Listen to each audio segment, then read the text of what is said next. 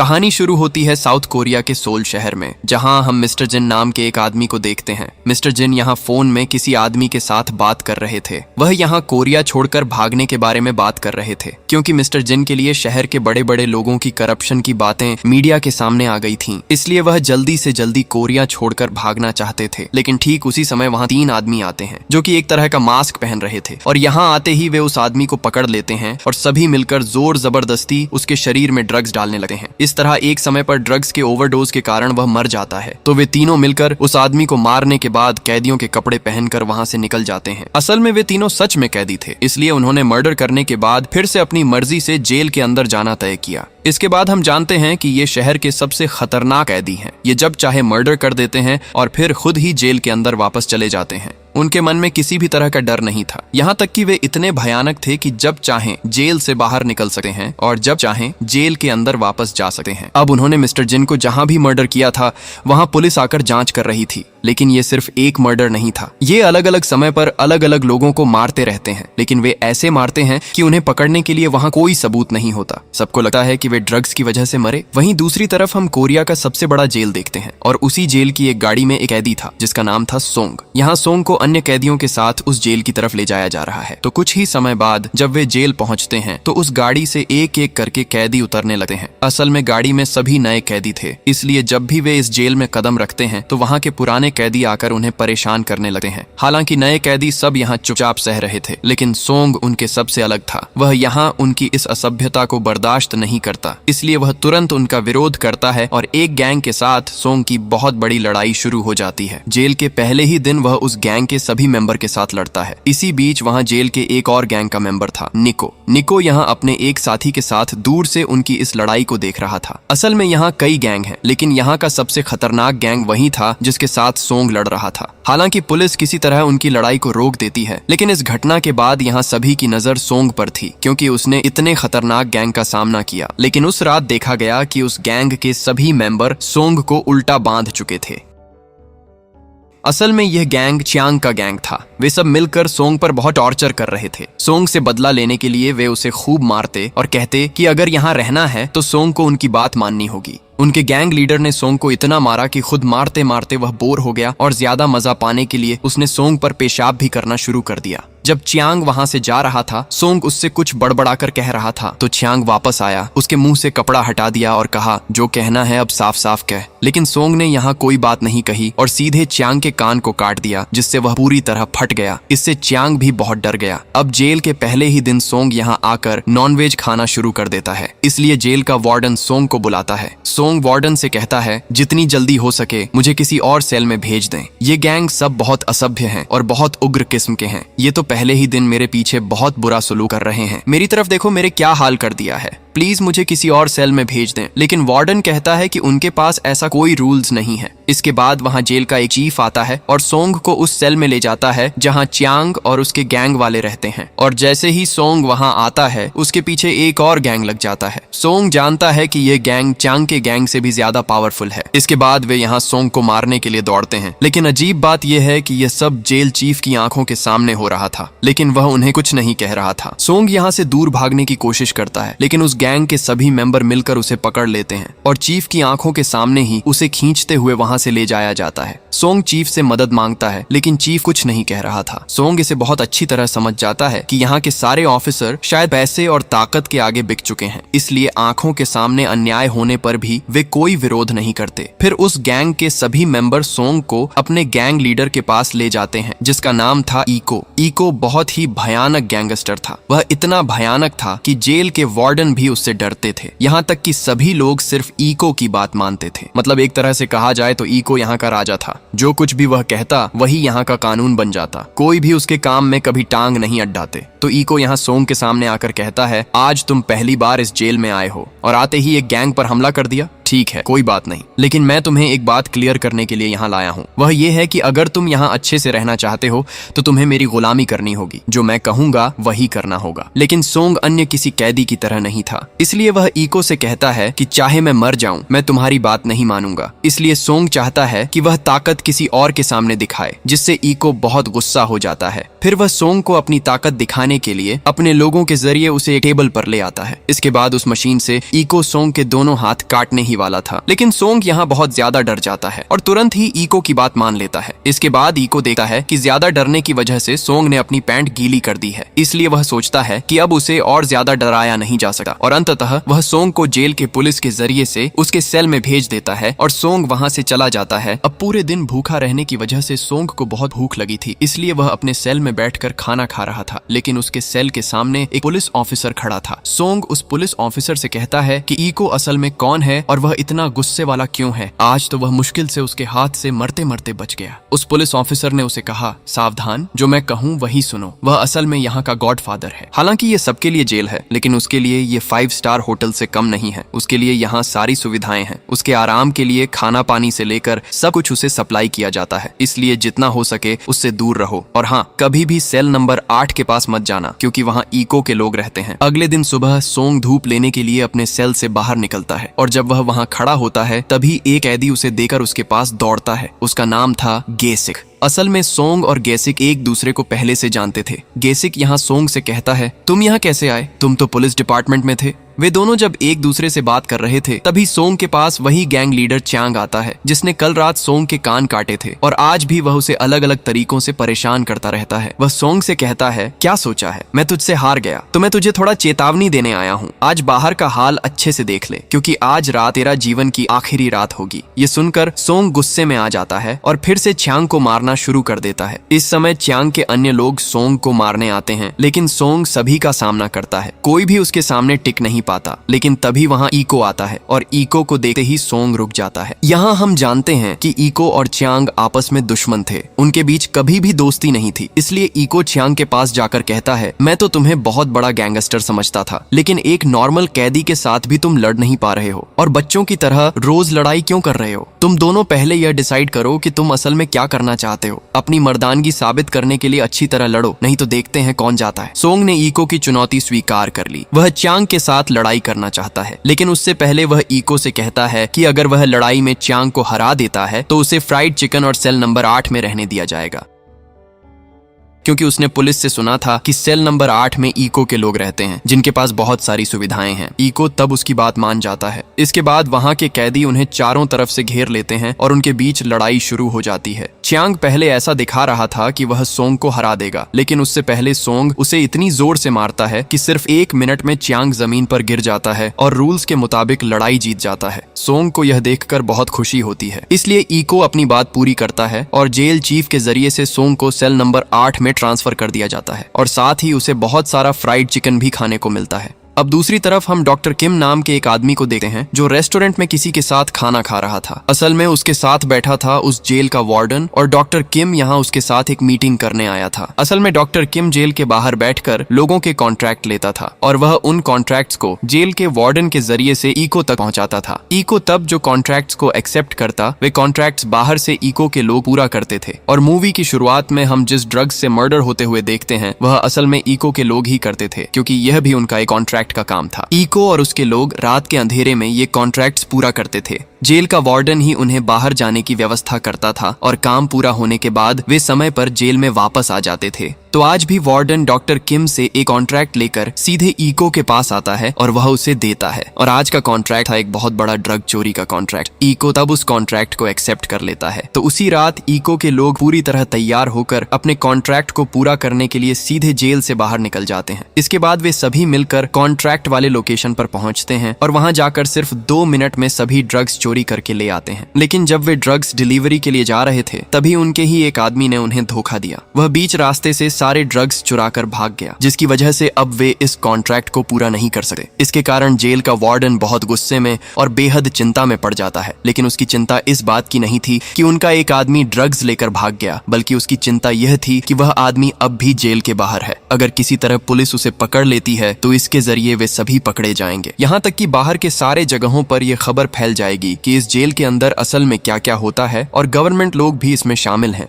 इसके कारण वार्डन की सजा सबसे ज्यादा होगी, इसलिए चिंता में वह बिल्कुल पागलों की तरह हो गया। इसी बीच उसी दिन हमारे जेल की निगरानी के लिए वहाँ एक बड़े पुलिस ऑफिसर आते हैं जिनका नाम बे था। वह आज अचानक ही यहाँ आ पहुंचे थे, इसीलिए जब जेल के सारे लोग उन्हें देखते हैं तो वे सब थोड़े डरे हुए हो जाते हैं। खासकर वार्डन बहुत घबरा जाता है। ऑफिसर बे असल में पहले भी कई बार इस जेल में आ चुके थे। वे यहाँ आकर हर जगह तलाशी लेते हैं, क्योंकि उन्हें पहले से ही पता था कि इस जेल के अंदर तरह तरह की इलीगल एक्टिविटी होती है। लेकिन बे चाहकर भी उनके खिलाफ सख्त कदम नहीं उठा पाए, क्योंकि उनके पास कोई ठोस सबूत नहीं था। इसलिए वे समय समय पर अचानक यहाँ आ जाते रहते हैं। आज भी वे चारों तरफ तलाशी लेते हैं, पर अभी भी कोई खास सबूत नहीं मिलता। थोड़ी देर बाद वे इको को देख लेते हैं। ऑफिसर वे काफी पहले से इको पर शक करते आए रहे हैं और वे इको से कहते हैं, मैं जानता हूँ इन सब घटनाओं के पीछे तुम्हारा हाथ है, लेकिन बहुत दिन नहीं बचे, कुछ ही दिनों में मैं तुम सबको पकड़ लूंगा। लेकिन इको वहाँ बहुत ज्यादा एटीट्यूड के साथ उसके तरफ देख रहा था। तो ऑफिसर ने उसे कहा कि अपनी निगाहें उसकी तरफ से हटा लो, पर इससे इको का एटीट्यूड और भी बढ़ गया। ऑफिसर बे एक लाठी लेकर उसे मारने ही वाले थे, तभी इको ने तुरंत लाठी पकड़ ली। ये सारा देखकर इको में इतनी गुस्सा भर गया कि उसे अभी यानी उसी वक्त मार डालने का मन कर रहा था। पर परिस्थितियां उलटने के लिए उसी समय सोंग आ जाता है और इको कहीं भी मामला बिगाड़ ना दे, इसलिए सोंग जोर से चिल्लाकर ऑफिसर से कहता है, आप कैदियों को क्या समझते हो? हमारे भी स्वतंत्र रूप से जीने का हक है। सिर्फ थोड़ी सी बात पर आप एक कैदी को मारने वाले थे, और भले ही इको कैदी ही क्यों ना हो, आपको उसे आदर से बात करनी चाहिए थी, पर आप शुरू से ही उसके साथ बुरा व्यवहार कर रहे थे। ये सुनकर ऑफिसर बे सोंग पर और भी ज्यादा गुस्सा हो जाता है और वार्डन ने बे को खुश करने के लिए अपनी लोगों से कह दिया कि ऑफिसर के सामने सोंग को पीटा जाए, ताकि ऑफिसर बे उस पर खुश हो जाए। तो कुछ ही देर बाद बे वहां से चले जाते हैं और पुलिस से पिटाई खाने की वजह से सोंग को बहुत चोट लगी थी, इसीलिए एक चीफ उसे उठाकर उसके सेल में ले जाता है। पर यह पहली बार था जब किसी को मारते हुए देखकर इको को बुरा लग रहा था, क्योंकि ऑफिसर के सामने कोई भी इको के पक्ष में नहीं था, सब उसके गुलामी कर रहे थे। लेकिन सिर्फ सोंग ही था जिसने हिम्मत करके उसका साथ दिया, और इसके लिए उसने खुद भी पिटाई सहन की। इसलिए सोंग के लिए इको में थोड़ी इमोशन पैदा हुई। उस रात जब सोंग अपने सेल में सो रहा था, तभी इको उसके पास आता है और कहता है, तुम्हें किसने कहा कि वहां जाओ? मेरे लिए मैं खुद ही काफी हूँ। खैर, अब मुझे बता दो, तुम्हें सबसे ज्यादा क्या खाना पसंद है? आज तुम जो चाहो खा सकते हो। सोंग तब कहता है, ओ अच्छा, आपकी सपोर्ट करने के लिए आप मुझे ट्रीट देना चाहते हैं। ठीक है, मुझे मछली खाना बहुत पसंद है। लेकिन इको कहता है, असल में यहाँ मछली की व्यवस्था करना थोड़ा मुश्किल है, तुम कुछ और खाओ। सोंग तब इको से कहता है, अगर आप मुझे मेरी पसंद की चीज खिलाने में भी सक्षम नहीं हो तो फिर पूछा क्यों?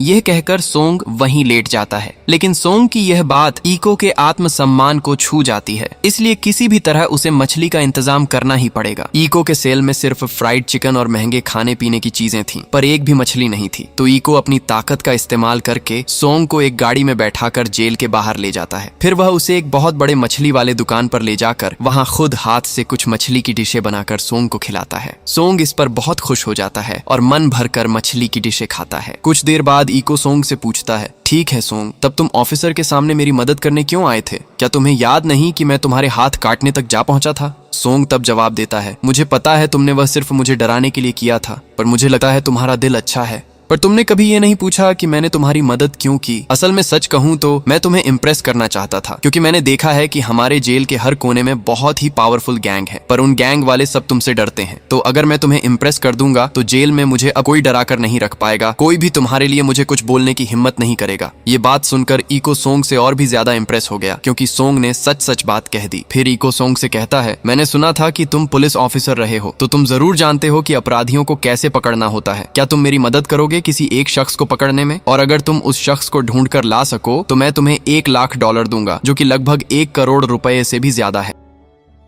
ये बात सुनकर सोंग तुरंत मान जाता है, पर वह यहाँ कहता है, आप सिर्फ मुझे उस आदमी को दिखाइए और मैं सिर्फ उसे पकड़कर आपके सामने ले आऊंगा। मैं और कुछ नहीं कर पाऊंगा, मैं अब किसी नए झमेले में फंसना नहीं चाहता। फिर जब वे गाड़ी से वापस अपने जेल लौट रहे थे तो सोंग को अपने भाई की याद आ जाती है। वहाँ उसे एक फ्लैशबैक देखने को मिलता है, वो वक्त जब सोंग पुलिस डिपार्टमेंट में काम करता था। एक दिन जब सोंग अपने काम में बिजी था, उसी समय उसका भाई उसके पास आता है और उससे मदद मांगता है। असल में सोंग का भाई एक रिपोर्टर था और उसने शहर के कुछ बड़े लोगों की गैर कानूनी गतिविधियों के बारे में इंफॉर्मेशन हासिल कर ली थी, इसलिए उन्हें सबूतों के साथ पकड़ने के लिए सोंग की मदद चाहिए थी। लेकिन किसी न किसी वजह से सोंग उस काम में उसकी मदद नहीं कर पाया। ये सब सोचते हुए सोंग भावुक हो उठता है। तो ईको ने सोंग से जो बंदे को ढूंढने के लिए कहा था वह वही आदमी था जो उनके गैंग का ही मेंबर था और जिसने ड्रग्स लेकर भाग गए थे। उस आदमी का नाम था हाक्यू। सोंग ने ईको से सारी इंफॉर्मेशन ली और हाक्यू को ढूंढने के काम में लग गया। जब भी उसे जेल से बाहर निकलना पड़ता, ईको हर तरह की व्यवस्था कर देता। असल में ईको खुद भी हाक्यू को खोज सकता था, पर अगर वह या उसके लोग सीधा हाक्यू के पास जाते तो हाक्यू दूर से ही उन्हें पहचान कर भाग जाएगा। इसलिए इस काम के लिए ईको ने सोंग की मदद ली। सोंग कुछ ही दिनों में बार बार जेल से बाहर जा आकर हाक्यू को ढूंढ निकालता। फिर वह हाक्यू को पकड़कर सीधे ईको के सामने ले आता है और ईको उसे जेल के एक खास हिस्से में ले जाकर रख देता है जहां सोंग को ले जाने की इजाजत नहीं थी। तो वहां ले जाकर ईको ने हाक्यू को फांसी पर लटकाकर मार दिया और ठीक उसी समय यह सोंग ने देखा। लेकिन सोंग के लिए यह बहुत बुरा लग रहा था, क्योंकि अगर उसे पता होता कि ईको हाक्यू को ऐसे मार देगा तो वह उसे पकड़ने का काम ही नहीं करता। यह देखकर सोंग वहां से जाना चाहता था, लेकिन उसी समय ईको उसके सामने आकर कहता है, क्या बहुत बुरा लग रहा है? तुम अपना काम कर चुके हो और मैंने अपना काम किया। इसके बाद ईको का एक आदमी सोंग को उसका पैसे देता है, यानी उस काम के लिए वह $1,00,000। हालांकि सोंग यह पैसे लेना नहीं चाहता था, लेकिन वह ईको को नाराज नहीं करना चाहता था, इसलिए उसने चुपचाप पैसे ले लिए। अगले दिन सोंग जेल की फ्लोर साफ कर रहा था। लेकिन यहाँ हम ये जानते हैं कि सोंग असल में फ्लोर साफ करने का बहाना करके जेल के वार्डन पर नजर रख रहा था। लेकिन सोंग ऐसा क्यों कर रहा था ये हम बाद में जान पाएंगे। वार्डन को भी यह मामला थोड़ा संदेहजनक लगा, लेकिन उसने ज्यादा ध्यान नहीं दिया। कुछ ही दिनों बाद ईको और उसके लोग एक साथ बैठकर खाना खा रहे थे और पी रहे थे। वहाँ सोंग भी उनके साथ था। वे सभी आपस में बातें कर रहे थे, लेकिन थोड़ी देर बाद किसी कारण से ली नाम का एक आदमी झगड़ने लगा है। वह ईको का बहुत करीबी आदमी था, लेकिन ईको की एक आदत थी कि वह खाने के समय किसी भी तरह का डिस्टर्ब पसंद नहीं करता। इसलिए दोनों के झगड़े पर वह बहुत गुस्सा हो गया। फिर भी ली लगातार झगड़ता रहा, जिससे ईको का बुरा हाल हो गया। वह उसे मारने लगा और लगातार एक प्लेट से हमला करता रहा। पीछे से सोंग ने उसे रोकने की कोशिश की और तभी ईको रुक गया। इसके बाद सोंग ने भी ईको से कहा, तुम भी अपने मुंह पर थोड़ा काबू रखो, नहीं तो तुम्हारी हालत भी ऐसी ही होगी। अब वहाँ खड़े होकर यह नजारा च्यांग के एक आदमी ने देखा। वह तुरंत जाकर च्यांग को यह खबर दे देता है और च्यांग तो वैसे ही ईको से पहले से बहुत नाराज था, इसलिए वह मौके का फायदा उठाने की सोचता है। वह सीधे ली के पास जाकर जिसे ईको ने मारा था उसे और ज्यादा भड़काने लगता और ईको के खिलाफ उकसाता है। च्यांग ली से कहता है, तुमने ध्यान दिया क्या? सोंग के आने के बाद ईको का व्यवहार उससे बदल गया है और सोंग तो बस कुछ ही दिनों से आया है, जबकि तुम सालों से उसके साथ हो। क्या आज उसने तुम्हें ऐसे पीटा? मेरे ख्याल से सोंग तुम्हारी जगह लेना चाहता है और ईको जिस तरह सोंग को सपोर्ट कर रहा है वह दिन ज्यादा दूर नहीं जब सोंग सच में तुम्हारी जगह ले लेगा और तब तुम्हारी कोई ताकत नहीं रहेगी। ये सब सुनकर ली का गुस्सा छलक उठता है। वह वहीं से उठकर जाने वाला ही था कि च्यांग कहता है, ईको ने तुम्हें जिस तरह मारा, क्या तुम उसका बदला लेना चाहोगे? मैं तुम्हारी मदद करूंगा। मैं तो खुद ही ईको को मारना चाहता हूँ और अगर तुम चाहो तो ये मुमकिन है। तुम सिर्फ मुझे थोड़ी सलाह देकर मदद करोगे, बाकी सारा काम मैं कर दूंगा। इसमें तुम्हारा कोई रिस्क नहीं होगा, तुम्हें बस मेरा साथ देना है। पर वह ईको का बहुत भरोसेमंद आदमी था, इसलिए च्यांग की बातों पर वह राजी नहीं होता और उसे मना करके वहां से चला जाता। दूसरी तरफ हम सोंग को देखते हैं। जब जेल के ऑफिस रूम में वार्डन नहीं था तो सोंग उसी मौके का फायदा उठाकर वहां चला जाता है और पूरे ऑफिस रूम में कुछ तलाशी लेने लगा है। ढूंढते ढूंढते उसे एक लॉकर मिलता है और उस लॉकर के अंदर कई सारी रिकॉर्डिंग्स होती हैं। सोंग उन रिकॉर्डिंग्स में से एक उठा लेता है। वो रिकॉर्डिंग असल में सोंग के भाई की रिकॉर्डिंग थी जो वार्डन ने यहाँ जमा करके रखी हुई थी। फिर सोंग किसी एक कोने में बैठकर वह रिकॉर्डिंग चलाता है और रिकॉर्डिंग में वही डॉक्टर किम नाम का शख्स वार्डन से बात कर रहा होता है, यानी वही जिसके पास से वार्डन ईको के लिए डील लेकर आता था। तो उस रिकॉर्डिंग में डॉक्टर किम वार्डन से कह रहा था कि एक रिपोर्टर ने हमारे बारे में सब कुछ जान लिया है और बहुत जल्द वह ये सब मीडिया के सामने लेकर आ जाएगा, लेकिन उसके कुछ भी करने से पहले हमें कुछ करना होगा, वरना हम सब पकड़े जाएंगे। तब हमारा क्या हाल होगा सोच सकते हो, इसलिए जितनी जल्दी हो सके इसे ईको तक पहुंचा दो। ये सुनकर हमें पता चलता है कि सोंग असल में अपने भाई के काम की वजह से इस जेल में आया था। जब सोंग वह रिकॉर्डिंग सुन रहा था तभी वार्डन वहां आ जाता है और ऑफिस रूम में सोंग को देखकर वार्डन को थोड़ी शंका होती है। वह सोंग से पूछता है कि तुम यहाँ किस वजह से आए हो। सोंग कुछ बोलने ही वाला था कि तभी एक पुलिस ऑफिसर आ जाता है और वह वार्डन से कहता है कि सोंग को ऑफिस रूम साफ करने के लिए भेजा गया था। फिर वह पुलिस ऑफिसर सोंग को अपने साथ ले जाकर जेल के एक साइड में खड़ा कर कहता है, मैं कुछ दिनों से देख रहा हूँ जब भी तुम्हें मौका मिलता है तुम वार्डन के ऑफिस में चले जाते हो, पर तुम ऐसा क्यों करते हो? वहां जाकर तुम क्या करते हो? लेकिन सोंग यहाँ उसके सवाल का कोई जवाब नहीं दे रहा था तो ऑफिसर उसे सर्च करने लगता है। सर्च करने के बाद उसे सोंग की जेब में एक पैसे का बंडल मिलता है। इससे वह पुलिस ऑफिसर सोचता है कि सोंग शायद पैसे चुराने के लिए ही वहां जाता है। फिर वह ऑफिसर सोंग से कहता है, तुमने तो बड़ा ही परफेक्ट तरीके से पैसे चुरा कर लाए हो, अगर चाहो तो मैं तुम्हारी इस चोरी में मदद कर सकता हूँ। मैं तुम्हें ऑफिस रूम में घुसने का मौका दिलवा दूंगा, बस तुम चुराए हुए पैसों में से आधा मुझे दे देना। सोंग चुपचाप वहां से निकल जाता है। अगले दिन सुबह डॉक्टर किम जेल आता है। वो असल में ईको से मिलने आया था और ईको के साथ ड्रग्स की किसी डील के बारे में बात कर रहा था। सोंग छुपकर उनकी सारी बातें सुन रहा था, लेकिन उसी वक्त ली आ पहुंचता है, वही ली जिसे ईको ने पहले मारा था, और वह आकर वहां के सारे दरवाजे बंद कर देता है। इसके बाद च्यांग अपने पूरे गैंग के साथ वहां पहुंचता है और वह चाहकर ली को मारकर बेहोश कराना चाहता है ताकि कोई शक न करे कि ली सच में उसके साथ था, यानी ली अब उसका आदमी बन चुका है। असल में ईको उस वक्त अकेला था, उसके गैंग के कोई भी मेंबर उसके साथ नहीं थे, इसलिए च्यांग ने अपने साथियों के साथ मिलकर प्लान बनाया कि वे ईको को मार डालेंगे। फिर वे सब मिलकर ईको के सामने खड़े हो गए, पर ईको अकेला होने के बावजूद किसी से डरता नहीं था। वह तुरंत ही उनमें से किसी एक को पकड़ लेता है और सबके सामने बेरहमी से उसकी दोनों आंखें उधेड़ देता है। इससे च्यांग के किसी भी साथी में ईको पर हमला करने की हिम्मत नहीं रही। च्यांग भी इससे बहुत डर गया और वह वहीं घुटनों पर झुकर ईको से माफी मांगने लगा। वह रो रो कर कहता है कि वह समझे बिना यहाँ आ गया था, इसलिए ईको उससे दया कर दे। अंततः ईको कुछ नहीं कहता और उसे छोड़ देता है, फिर पीछे मुड़कर चला जाता है।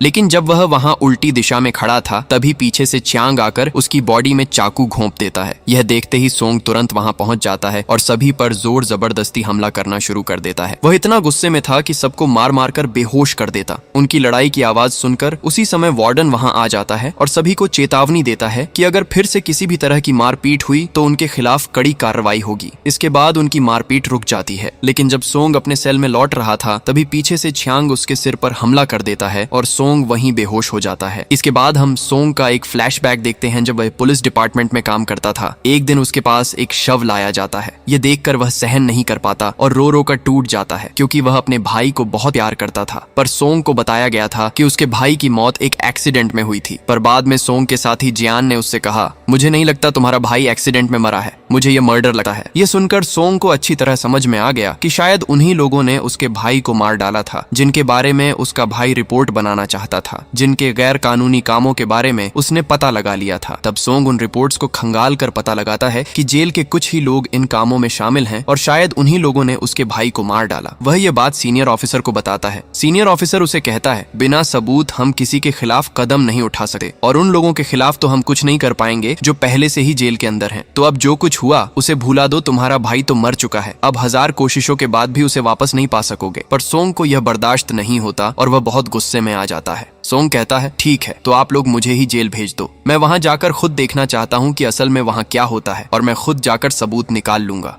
इसके बाद हम वर्तमान समय में आते हैं जहां च्यांग ने सोंग पर फिर से हमला किया। उसकी वजह से उसे इस जेल से दूसरे जेल में भेजा जा रहा है, लेकिन अचानक जेल के चीफ उसे रास्ते में ही छोड़ देते हैं। थोड़ी ही देर बाद एक गाड़ी आती है और पीछे से च्यांग को मार देती है। फिर एक आदमी च्यांग की लाश लेकर वहां से चला जाता है। असल में ईको के लोग ही च्यांग को मारते हैं, क्योंकि ईको ने उन्हें ऐसा करने को कहा था। यह ईको का उसका पीछा करने का सज्जा थी। दूसरी तरफ हम ईको को देखते हैं। ईको एक कमरे में अपने गैंग के सभी लोगों को इकट्ठा करता है। फिर वह अपने हाथ में हथौड़ा उठाकर सबके सामने खड़ा होता है और कहता है, तुम में से किसी ने मुझे धोखा दिया है, जो मुझे धोखा दिया है सामने आओ। लेकिन ईको के डर से वहां कोई हिलने तक की हिम्मत नहीं करता। जब ईको उनके तरफ बढ़ता है तभी ली घुटनों के बल झुक जाता है और ईको से अपनी जान की विक मांगता है। वह मानता है कि उसने बहुत बड़ी गलती की है। फिर ईको सोंग से कहता है कि मैं चाहता हूं तुम खुद ही ली को सजा दो, क्योंकि ली की वजह से च्यांग ने ऐसा प्लान बनाया था और तुम्हारे सिर पर चोट आई थी, इसलिए उसका बदला लो। हालांकि सोंग यह नहीं करना चाहता था, पर तभी उसे याद आता है कि इको और उसके साथी ही उसके भाई को मार चुके थे। अब उसके पास एक सुनहरा मौका था कि भाई के कातिलों में से एक को कम कर दे, इसलिए वह ली को मार देता है। जब सोंग चुपचाप किसी कोने में खड़ा था, इको उसके पास आता है और बोलता है, शायद ये तुम्हारी जिंदगी का पहला कातिलाना कदम है ना? पर चिंता मत करो, शुरुआत में यह सब तुम्हें अजीब लगेगा, पर बाद में सब ठीक हो जाएगा और यह तुम्हारी आदत बन जाएगी। अगर तुम सोचो तो बाहर की दुनिया और यहाँ की दुनिया में बहुत फर्क नहीं है। बाहर की तरह यहाँ भी जीने के लिए कभी कभी छोटे मोटे गलत काम करने पड़ते हैं, वरना यहाँ टिकना मुश्किल है।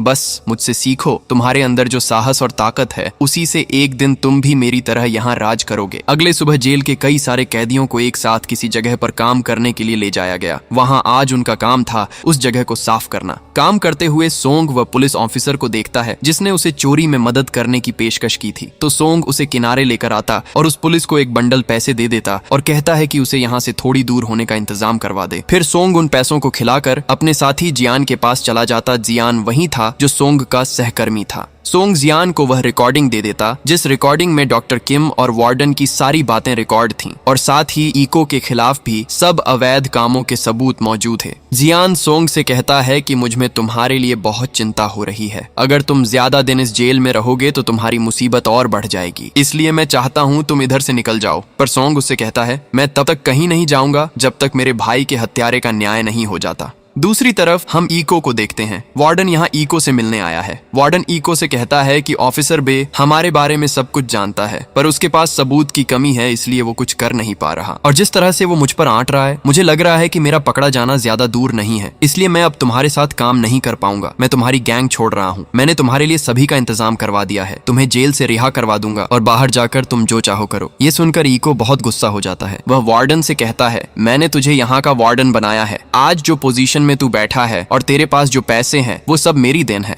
और अब तू बीच रास्ते में आकर मेरी गैंग छोड़ने की सोच रहा है। अगर तूने कभी भी मेरी जेल से रिहाई की कोशिश की तो मैं तेरे पूरे फैमिली को खत्म कर दूंगा। उस रात इको अपने गैंग के कुछ लोगों को लेकर एक गाड़ी में जेल से निकलता है ऑफिसर बे पर हमला करने के लिए। इको सोंग को भी अपने साथ ले जाता है क्योंकि सोंग अब इको पर काफी भरोसा कर बैठा है। पर सोंग के लिए अब बड़ा मौका था इको को हाथों हाथ पकड़ना, और यही उसके पास सबसे बड़ा सबूत होगा। सोंग ने पहले से ही जियान से कहा था कि जियान डॉक्टर किम पर नजर रखे, और जैसे ही सोंग को मौका मिलेगा वह जियान को फोन करके सब कुछ बता देगा। वे सब जब अपने डेस्टिनेशन पर पहुंचते हैं तो सोंग वहां दूर एक फोन बूथ देखता है। वह मौका पाकर फोन बूथ में चला जाता है और वहां फोन करने लगता है। उसी वक्त पीछे से इको आ जाता है और फोन छीन लेता है। इको जब फोन के दूसरी तरफ से आवाज सुनता है तो वह समझ जाता है कि वो आवाज एक औरत की है, और उसे एहसास हो जाता है कि वो सोंग की माँ की आवाज है। इसलिए वह कुछ नहीं बोलता और कुछ नहीं पूछता। असल में सोंग ने फोन करके सब कुछ बता दिया था और फिर उसने अपनी माँ को भी कॉल कर लिया था। फिर वे सब मिलकर एक लोहे की फैक्ट्री के पास पहुंचते वही उनका डेस्टिनेशन था।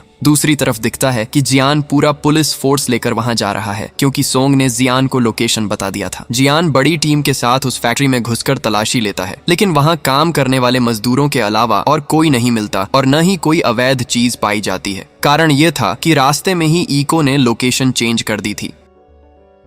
सोंग जब देखता है कि इको ने लोकेशन बदल दी है तो वह इको से पूछता है, तुमने लोकेशन क्यों चेंज किया? इको कहता है, ये पूरा मेरा मामला है, तुम्हें इसमें झिझकने की जरूरत नहीं। ठीक उसी समय इको के कुछ लोग ऑफिसर बे को बंधे हाथों वहां ले आते हैं, और उसी जगह पर एक बड़ी मशीन थी जो तरह तरह का मैल पोड़ा पीस देती थी। इको तुरंत ही ऑफिसर बे को उस मशीन में डालकर वहीं मार देता है। फिर इको अपने साथियों के साथ जेल वापस लौट रहा था। तभी उसे पता चलता है कि जहां पहले उन्हें लोहे की फैक्ट्री में जाना था वहां पुलिस आकर तलाशी ले रही है। इको सोंग को एक जगह ले जाकर जियान की कुछ तस्वीरें दिखाता है और कहता है, क्या तुम इस आदमी को पहचानते हो? वह बताता है कि असल में पुलिस यूनिट उस लोहे की फैक्ट्री में चली गई थी। मुझे लगता है हमारी टीम में कोई हमारे साथ साजिश कर रहा है, पर जो कुछ जियान ने किया उसकी सजा तो उसे मिलनी ही चाहिए। फिर वह कुछ लोगों को फोन करके कहता है कि जियान को मार डालो, और जियान को मारने की आवाजें सोंग वहां बैठे सुन रहा था। पर अब सोंग बर्दाश्त न कर पाया, वह बहुत गुस्से में चिल्ला उठा, जियान ने कोई गुनाह नहीं किया, तुम लोग उसे क्यों मार रहे हो? अच्छे लोगों को मारकर तुम्हें क्या मजा आता है? दूसरी तरफ जेल का वार्डन भी जान जाता है कि इको ने ऑफिसर बे को मार डाला है। इससे वह इको पर बहुत गुस्सा हो जाता है और अब पूरी तरह से इको के खिलाफ हो जाता है। वह खुद इको को मारने के लिए वहां जाता है, लेकिन जब वह इको के सामने पहुंचता है तो उसे देखकर उसकी हिम्मत पिघल जाती है। वह कुछ भी बोल नहीं पाता। फिर भी वह बहुत साहस करके बंदूक उसकी ओर उठाता है। वहीं जेल का चीफ भी मौजूद था, लेकिन इको यहाँ उल्टे वार्डन पर गोली चला देता है और उसे मार देता है। फिर वह चीफ से कहता है, आज से तुम इस जेल के वार्डन हो। चीफ डर के मारे कुछ नहीं बोलता। इसके बाद इको और उसकी बाकी टीम सोंग को फांसी पर लटकाने की प्लान बनाते हैं ताकि वह उनका विरोध न कर सके। सोंग अपनी पूरी कोशिश करता है बचने की, लेकिन इको की टीम में एक लड़का जो बहुत अच्छा इंसान था सोंग के लिए दया दिखाता है। वह चालाकी से बिजली बंद कर देता है और सोंग मौके का फायदा उठाकर वहां से भाग जाता है। वह सीधे अपने सहयोगी केसिक के पास आता है और मदद मांगता है। इसके बाद सोंग और केसिक मिलकर एक प्लान बनाते हैं और जेल के अंदर एक सिलेंडर के जरिए आग लगा देते हैं। इसके तुरंत बाद यह खबर पुलिस तक पहुंच जाती है। पूरी पुलिस यूनिट और फायर सर्विस वहां पहुंचते हैं। जेल में आग फैलने के कारण सभी लोग आग बुझाने में जुट जाते हैं। इस अवसर का फायदा उठाकर सोंग बंदूक लेकर बाहर आता है